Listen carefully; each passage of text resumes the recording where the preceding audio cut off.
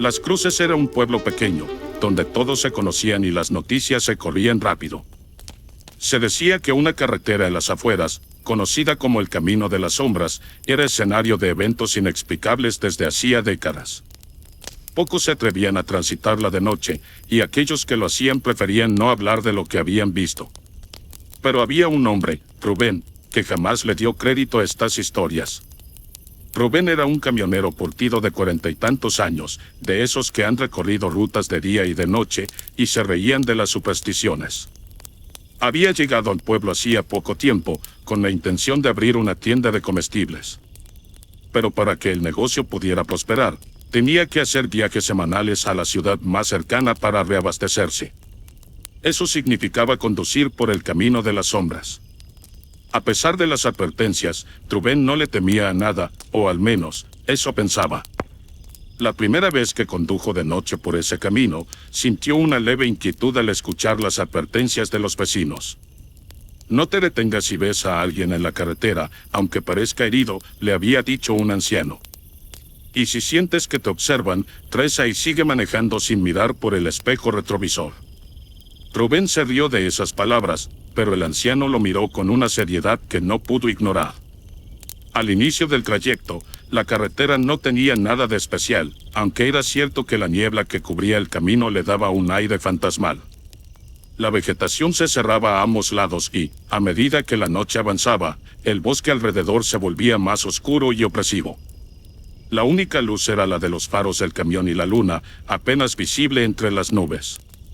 La primera noche transcurrió sin incidentes, salvo por una sensación persistente de que algo lo seguía. Rubén se dijo que eran tonterías y no le dio más vueltas. Pero las cosas cambiaron la tercera vez que tuvo que cruzar el Camino de las Sombras. Eran cerca de las 2 de la madrugada, cuando Rubén, a mitad de su recorrido, vio una figura en la orilla de la carretera. Era una mujer, con un vestido largo y desaliñado, y el cabello cubriéndole el rostro. Rubén desaceleró por un momento, pero recordó la advertencia del anciano y, sin detenerse, siguió de largo. Sin embargo, no pudo evitar mirar por el espejo retrovisor. Allí, en la penumbra, la figura de la mujer parecía seguirlo con la mirada, inmóvil a un costado del camino. Sintió un escalofrío recorrerle la espalda. Intentó concentrarse en la carretera, pero algo en su interior le decía que la mujer no se había quedado atrás.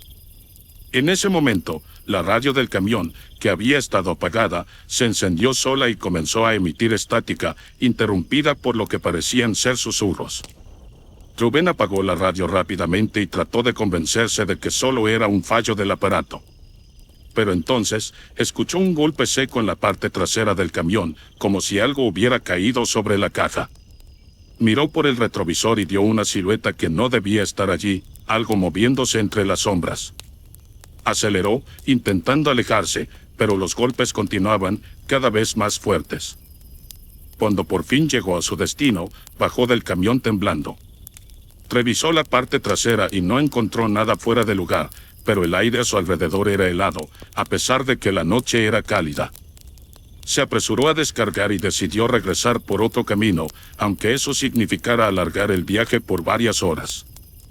Durante las semanas siguientes, Rubén evitó el Camino de las Sombras, hasta que un problema mecánico lo obligó a tomar esa ruta una vez más. Se decía a sí mismo que no había nada que temer, que lo de la otra noche solo había sido su imaginación. Pero el ambiente era diferente aquella noche. La niebla era más espesa y parecía formar figuras que se desvanecían al contacto con los faros del camión. A la mitad del trayecto, los faros comenzaron a parpadear, hasta que se apagaron completamente.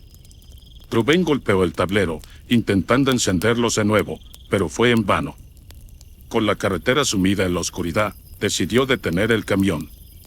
Mientras buscaba la linterna en la guantera, escuchó algo que le heló la sangre, el llanto de una mujer, suave al principio, pero que se volvía más intenso.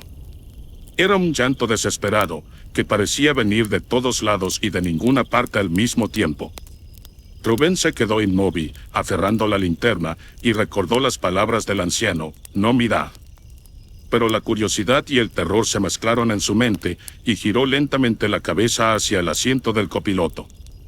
Allí, sentada a su lado, estaba la mujer de la carretera. Su rostro era un borrón de sombras, pero sus manos, huesudas y pálidas, se extendían hacia él.